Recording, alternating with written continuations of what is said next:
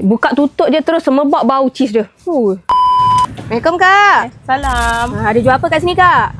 Kita jual jacket potato kat sini. Ada dua jenis kentang. Satu kentang biasa, kentang terpantat kita. Yang satu lagi kentang rasit. Kentang rasit ni kentang US. Oh, apa beza dia? Dia punya size Kalau ke? untuk kentang US ni sizing dia premium. Besar, dia jenis kentang lemak manis. Dalam jacket potato ni kita akan letak buttercup, mozzarella cheese. Kita akan bagi macaroni sekali. Sos tu terpulang pada customer order yang mana, Big Mac ke, carbonara, bolognese ke. Dan lepas tu baru kita akan bagi bawang dengan chili flake. Topping tu macam daging slide, ayam popcorn atau cheese extra. Buka tutup je terus semerbak bau cheese dia.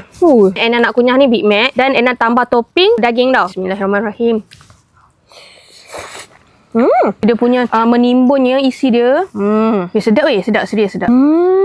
Dan memang marem ya sebab dalam ni dia letak sekali makaroni. So kalau kau kunyah satu ni pun boleh simpan sampai ke petang.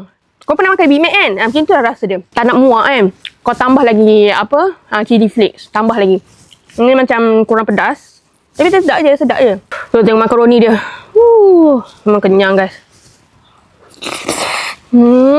Punya gerai terletak betul-betul berhadapan dengan Pasaraya Besar Ekoses Jenjaru. Betul-betul berdepan dengan restoran Safwa. Memang marem weh.